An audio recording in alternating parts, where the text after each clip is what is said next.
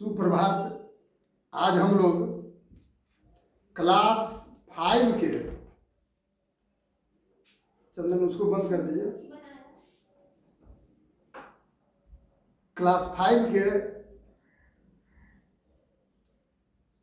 हिंदी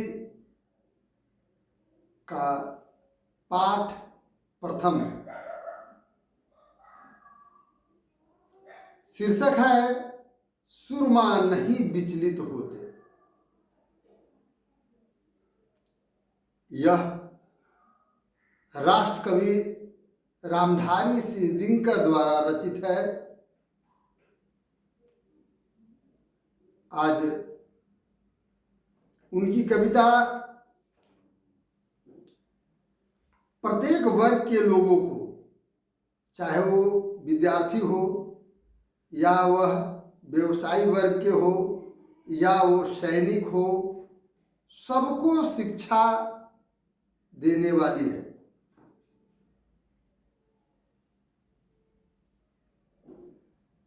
जोश भर देने वाली यह कविता है। मुसीबत में विचलित न होने वाली कविता है। तो देखें क्या कह रहे हैं हमारे राष्ट्र कवि रामधारी सिंह दिनकर। सच है विपत्ति जब आती है, कायर को ही दहलाती है। सुरमा नहीं विचलित होते, क्षण एक नहीं धीरज खोते। विपत्ति आने पर, जब विपत्ति आती है, वह केवल कायरों को ही दिल को दहलाती है। कायर मतलब जो कर्तव्य विमुख है, जो आलसी है, जो ये न समझता है कि मेरा जन्म किस लिए हुआ है, उस व्यक्ति को ही केवल दिल को वह दहलाती है। विपत्ति, मुसीबतें,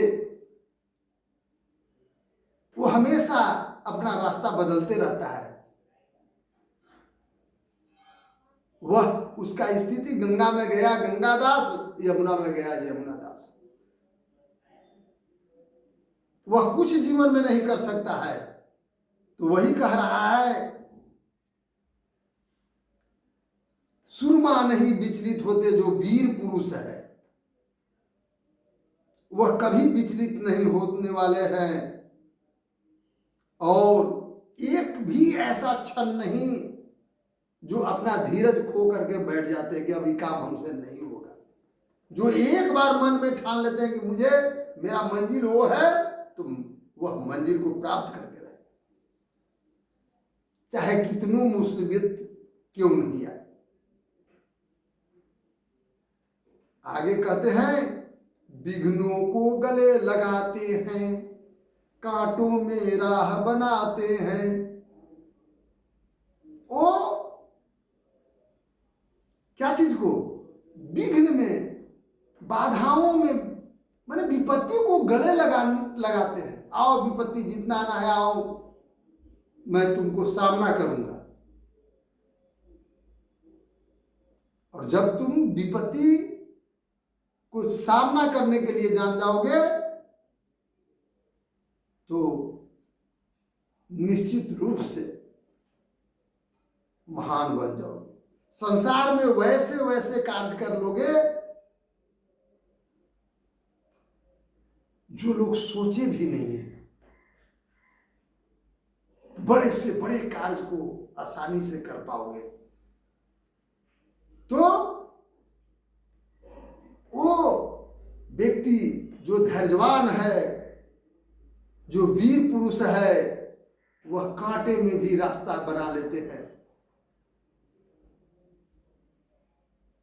जहां कोई आशा नहीं है वहां पर भी फूल खिला देते हैं। कांटे में रास्ता बना देना माने कठिन से कठिन कार्यों को भी कर लेना। मुंह से न कभी ऊफ कहते, संकट का चरण न गहते। जो आ पड़ता सब सहते हैं, उद्योग निरंतर उद्योग निरत नित करते रहते हैं। वाह, कहते हैं कि मुसीबत आने पर वो कभी परेशान होकर नहीं कहते उफ, मतलब अफसोस नहीं करते, लड़ते हैं निरंतर। और वो कभी संकट को पैर पकड़ कर करके धराशायी नहीं हो जाते हैं। माने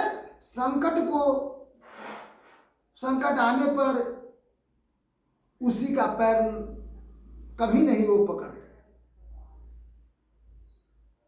कि अब तुम आ गया है, अब हम रुक जाते हैं। संकट को पैर पकड़ने, चरण पकड़ने का मतलब माने संकट से वो अपना रास्ता चेंज नहीं, रास्ता परिवर्तन नहीं करते हैं, डटे हुए रहते हैं। जो भी आता है सबको वो बर्दाश्त करते सहते हैं और उसका निराकरण करते हैं, है ना। उद्योग निरत नित्य करते हैं, प्रत्येक दिन परिश्रम करते रहते हैं। चाहे जो मुसीबत आए, अपने मंजिल को पाने के लिए, अपने उद्देश्य को प्राप्ति के लिए निरंतर परिश्रम करते रहते हैं। सूलों का मूल नाचते हैं, सूलों का मूल नसाते हैं, बढ़ खुद विपत्ति पर छाते हैं। और माने कांटो, सूल माने कांटे, कांटे के जड़ सहित नाश कर जाते हैं। अर्थात विपत्ति को, मुसीबत को मूल सहित, जड़ सहित नाश कर जाते हैं और उस पर वो विजय प्राप्त कर लेते हैं। वीर पुरुष, धैर्यवान पुरुष इसी तरह के कार्य को करते हैं और खुद बढ़कर करके विपत्ति पर छा जाते हैं। माने विपत्ति उसे क्या दब जाता है, विपत्ति पर खुद छा जाते हैं, विपत्ति उन पर नहीं छाता है। ये खुद वीर पुरुष, धैर्यवान पुरुष खुद विपत्ति पर ही छा जाते हैं ताकि विपत्ति चप करके मर जाए। है कौन विघ्न ऐसा जग में, टिक सके आदमी के मग में। खम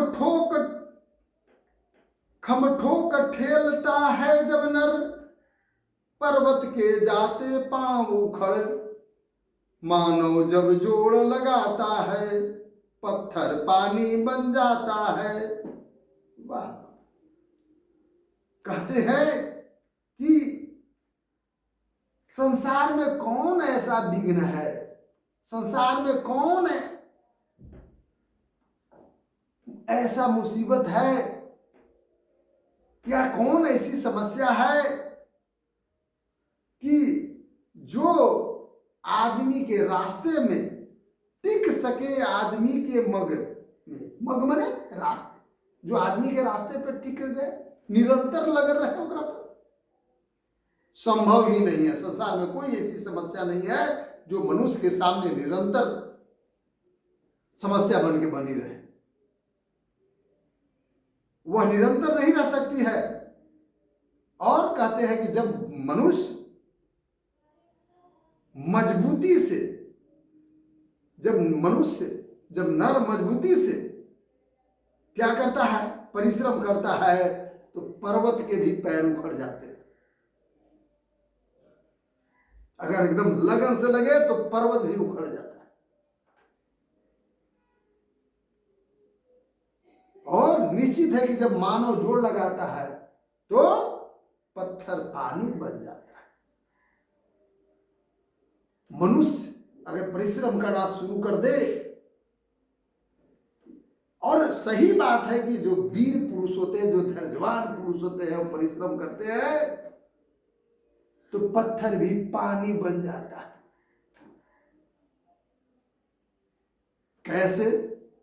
अब दशरथ मांझी आपके सामने उदाहरण है, जिन्होंने पर्वत को काट करके, पर्वत को, सीना को चीर करके रास्ता को बना दिया।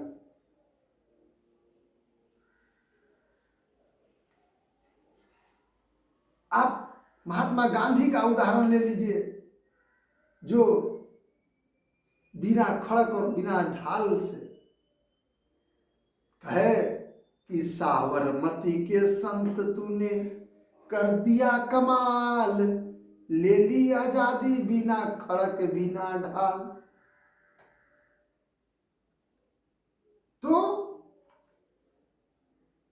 इतने कठिन काम को, मैंने कहने के मतलब है कि पत्थर पानी बन जाता है, मतलब कठिन काम को भी आसानी से कर देना।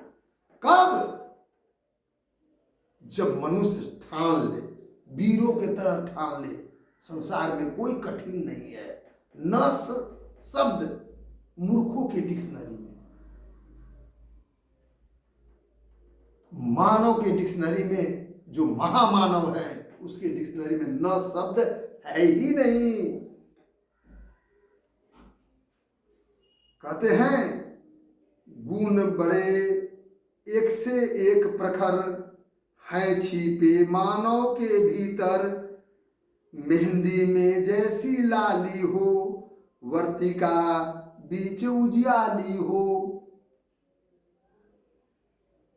वती जो नहीं जलाता है रोशनी नहीं वह पाता है। क्या कह रहे हैं कवि? कहते हैं कि मानव के अंदर, कहता है कि गुण बड़े एक से एक प्रखर, माने एक से एक गुण मानव के अंदर छिपा हुआ है। मानव के मस्तिष्क में एक से एक गुण है, केवल उसको परखने की चीज है। आप सब कुछ कर सकते हैं, पा सकते हैं नभ के तारे, आप में वो शक्ति है, केवल अपने को पहचानिए कि मैं क्या नहीं कर सकता हूं। आपके अंदर एक से एक गुण छिपी हुई है, मानव के भीतर, प्रत्येक मनुष्य के भीतर। ये नहीं कि केवल गांधी जी के ही भीतर, केवल सुभाष चंद्र के ही भीतर, केवल भगत सिंह के ही भीतर, केवल आर्यभट्ट के ही भीतर था, केवल आइंस्टीन के भीतर था। नहीं, तुम्हारे भी भीतर एक से एक गुण है, आप उसे पहचाने और उसको उपयोग में लाए। देखिए, आप संसार का सबसे महान व्यक्ति बन जाते हैं, केवल अपने आप को पहचानिए। कहते हैं कौन जानता है, मेहंदी के पत्ता देखते हैं लाल दिखाई देता है, लेकिन मेहंदी के बीच में, मेहंदी के अंदर लाली छिपी हुई होती है। और जो दीपक जलते हैं उसके बत्ती उजियाला, जो बत्ती ऊपर जो दिखाई देता है उसमें उजियाली छिपी हुई रहती है। किसी को मालूम है कि वो बत्ती जो है दीपक के या कोई मोमबत्ती के बत्ती में उजियाली छिपी हुई है? देखने से पता चलता है? नहीं। जिस तरह से मेहंदी में लाली पता नहीं चलता, उसी तरह से दीपक के बत्ती में प्रकाश नहीं दिखाई देती है। तो उसी तरह से मनुष्य के अंदर, मस्तिष्क में सारे गुण विश्व के छिपे हुए, जिसके द्वारा असंभव कार्य को भी संभव कर सकता है ना? लेकिन क्या करने की जरूरत है? बत्ती जो नहीं जलाता है रोशनी नहीं वह पाता है। जो दीपक जलाने नहीं करेगा वो रोशनी कहां से पाएगा? जो अपने मस्तिष्क का उपयोग नहीं करेगा वह कहां से महान बनेगा? बात है कि अपने समय को उपयोग कर मस्तिष्क को निरंतर अपने लक्ष्य साधना में लगा दे, लक्ष्य प्राप्ति में लगा दे, मंजिल को पाने में लगा दे, वह निश्चित रूप से विजयी होगा और महान बनेगा। प्यारे बच्चों, इस कविता को आप आत्मसात कर लें और किताब बंद कर करके इस कविता को गाएं लयबद्ध तरीका से। इसके बाद प्रश्नोत्तर आप कर लेंगे। जो समस्या होंगे उसको मैं बताऊंगा, आप मुझे कहेंगे, मैं उसका समाधान करूंगा। धन्यवाद।